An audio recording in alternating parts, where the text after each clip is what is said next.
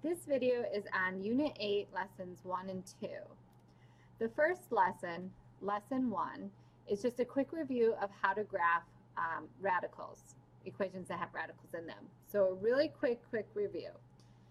You guys need to recall that we call this a radical, or this is in particular the square root, because the imaginary number there is a 2, which means whatever number is underneath, like a 9, to find the square root of 9, you're asking yourself what number times itself, because that would be two numbers, equals 9.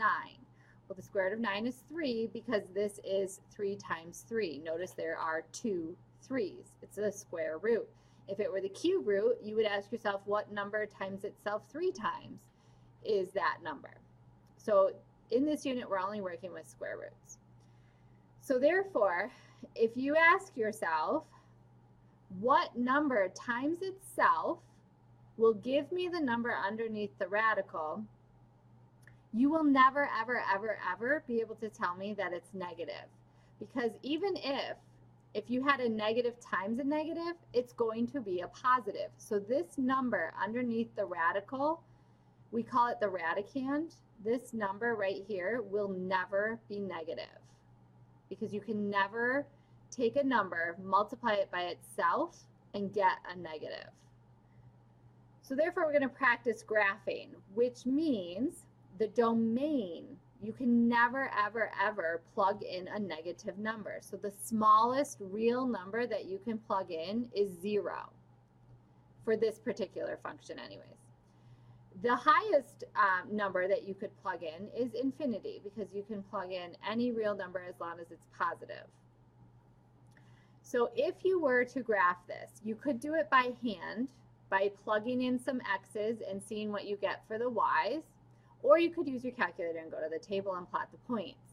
Now I'm going to strategically pick x's to plug in that are going to give me nice y's, so when I graph it, it's easier to plot those points. So like 0 is the first nice one, the square root of 0 is 0. 1 is a nice one, the square root of 1 is 1. 2 is not pretty, the square root of 2 is 1 point something. 2 is not nice, 3 is not nice, 4 is nice, the square root of 4 is 2. The next nice one is 9, the square root of 9 is 3. And then we would be, actually we're probably going to be off the graph for some of these. So I'm going to stop there.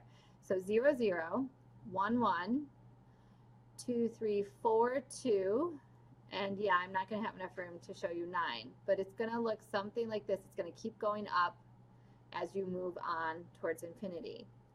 Now the range is, remember the y values, it's the lowest y and the highest y. So the lowest y that works in this particular function, the square root of x, is 0. The highest is infinity. Remember, we don't know what infinity is, so you got to put the rounded bracket, because we don't know what it equals. So we kind of already talked about this, but a special note about the domains, the radicand, which is the number underneath it, must be positive. So therefore, if I ask you to find the domain of a certain function that has a radical in it, we know that the smallest value we can get is 0. So what you're going to do to find the domain is, you can kind of do it in your head once you get good at these. You're going to ask yourself, what number would x have to be to get 0 underneath? And then it's either going to be any number above that or below that, depending on which numbers keep this positive. You don't want to get negatives. So for example, like -4 would not work, because -4 plus 2 is -2. So you want to find like the smallest number that does work, and then it's either every number after it or before it, depending on what's underneath the radical. So here's how you would do this. You're going to take whatever's underneath the radical sign and set it equal to 0, because 0 is the smallest real number that can be underneath that radical. And then you're going to solve for x. So you're going to subtract the 2 over.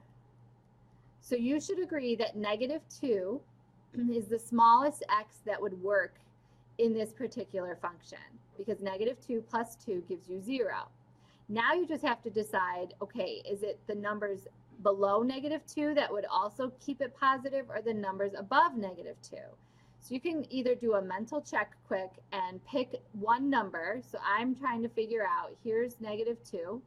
is it the numbers on the right or the left that keep the value underneath the radical positive? So I might pick 0. 0 is an easy one to plug in, and then I'm going to have to pick like -3. If I plug in 0, 0 plus 2 is positive. So that means I can have it be -2. I'm going to have any number on this side of -2 because 0 kept it positive. If you plug in -3, you're going to get a -1, and that you can't take the square root of a negative number. So my answer, the domain, it does include -2, and it can include any number to the right of -2, so that's up to infinity. Again, you should check in your head just to make sure that that's true. So this one, to find the domain, you set what's underneath the radical equal to 0 and solve for x. So I'm going to add the 2 over to the other side and get 3x equals 2, and then divide by 3, so x is 2/3. So therefore 2/3 is the smallest x that you can plug in to keep the number underneath the radical not negative. So therefore you want to pick a number now on the left or the right to see if it's the numbers below 2/3 or above 2/3 that also keep it not negative. So to this side would be 0, and to this side I'll pick 1. Well, if you plug in 0, this would be 0 minus 2. That's negative. If you plug in 1, that would be 3 minus 2, which is 1. So it's actually going to be the numbers to the right of 2/3. So my domain then, the smallest number that works is 2/3, and we're going to go towards the positive numbers towards infinity. So that is how you do domain and how you graph square root functions. We are now going to move on and do lesson 2, which is a quick review of solving equations that have radicals in them. So here are the 3 steps you need to follow in order to do this. So whenever you see a question that asks you to solve for a variable and there's a square root in there, or any root, you are going to isolate, which means get it alone. You're going to isolate the radical. So sometimes you don't have to do step 1 because it already is alone. Like in the first example, it's already all alone. Then you're going to square both sides. Now the reason why we're going to square both sides is because these are all square roots. If they were cube roots, you would cube both sides. Okay? If they were 4th roots, you would raise both sides to the 4th. Then once you solve for x, so you're going to square both sides, solve for x, but then you have to check for, this is a long word, you got to try to fit it in this blank, it's extraneous. Extraneous roots. Those are roots that don't work. And what I mean by don't work is when you plug in your answers, because sometimes you're going to get 2 answers, 2 different answers, you got to check that they both work, because one of them might actually end up making you get a negative underneath a radical, and that can't happen. So you do have to check your answers. So let's do the first example. Step 1, get the radical alone. It already is. Step 2, you're going to square both sides to get the radical to go away. So we are left with x minus 3 equals 25. And now I solve for x. So I'm going to add the 3 over to the other side, and x equals 28. Again, check it to make sure that it doesn't give you a negative underneath a radical, and make sure you did it right. It's a great way to know that you have the right answer. So this is 28 minus 3 equals 5. Well, 28 minus 3 is 25. The square root of 25 is 5. So we know we did it right. All right, the next one's a little trickier because you are going to have to do step 1. You have to isolate the radical first. So you're going to add 4 to the other side.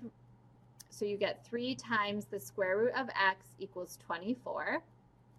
Then you're going to divide the 3 over. So you get the square root of x equals 8. So now the radical's all alone. So now I'm going to go on to step 2, and I'm going to square both sides. If I square the left side, it cancels out the radical, so I'm left with just x, and 8 squared is 64. And there's your answer. Again, do a quick check in your head or show me your check just to make sure that you got it right and that it works. The next one, first thing we have to move over, this really is 3 times the square root of x over 2, so we're going to divide the 3 over to the other side. 15 divided by 3 is 5, so we get the square root of x over 2 equals 5. The radical is now all alone, so I'm going to square both sides to get it to go away. and I'm left with x over 2 equals 25. Now I just have to get x alone, so I'm going to multiply the 2 over to the other side. 25 times 2 is 50. This last one is the doozy. This is the one where you're definitely going to have to check your answers because you are going to get 2 answers. Step number 1 is to isolate the radical. Well, it already is. It's all alone. So now I'm going to square both sides. Well, when you square this side, it gets rid of the radical. But when you square the right side, you have to put parentheses around everything because you want to square the whole thing. If you forget the parentheses, it's going to look like you're just squaring the negative 3. But you want to square this whole side. You got to put parentheses around it. So on the left side, we now just have 2x minus 3. But on the right side, I have x minus 3 squared. That means that there are 2 x minus 3's. It does not mean to just square x and just square 3. You have to write it out twice so that you remember to do your double rainbow or your tic-tac-toe or whatever you call this, where you're double distributing. So this is still 2x minus 3, but now I get x squared minus 3x plus 9. Combining my like terms in the middle here, I get x squared minus 6x plus 9. And now as soon as you see you have an x squared and an x in your equation, you have to be thinking to yourself, I'm going to have to factor, but before I factor, I need to get it equal to 0. You need everything on the same side before you can start factoring. So I have to subtract the 2x and add the 3 over to the other side. Now I have 0 on the left side. This is negative 8x and this is 12. The good news is that this is a 1 a.m. because there's a 1 out in front. We find what adds and multiplies. So I'm going to list all the ways to multiply to 12 and pick the pair that give me negative 8. So I could have 1 and 12, negative 1 and negative 12. I could have 6 and 2, or negative 6 and negative 2. So I want negative 8. I see it right here. It's negative 6 and negative 2. So this factors to be x minus 6 times x minus 2. And last step, well, second to last step, is to t-chart, because you're trying to find when you're equal to 0. So you're going to set them both equal to 0 and solve both of them for x. So you're going to add the 6 over, so x equals 6 and x equals 2. So now we're on to the last step where you actually have to check your answers, because sometimes if you plug in one of these numbers, it could cause there to be a negative under the radical. Sometimes they do both work, but sometimes only one works. So you got to go back to the original and plug them in and make sure it works. So here's my check. I'm going to go over here. First, I'm going to check 6. So underneath the radical, I would have 2 times 6 minus 3. And on this side, I would have 6 minus 3. So 2 times 6 is 12, minus 3 is 9. 6 minus 3 is 3, and look at that. The square root of 9 is 3, so therefore 6 does work. So 6 is definitely an answer. Now we got to check 2. So this is going to be the square root of 2 times 2 minus 3 equals 2 minus 3. The square, or 2 times 2 is 4, minus 3 is 1. 2 minus 3 is negative 1. Uh-oh. The square root of 1 is 1. 1 does not equal negative 1. Therefore, 2 is not your answer, or is not one of the answers. The only answer for this particular one is 6. So that is why it is super important to check your answers, especially when you get 2 answers. Odds are one of them is probably not going to work, but sometimes they do both work. And that is it for lesson 2.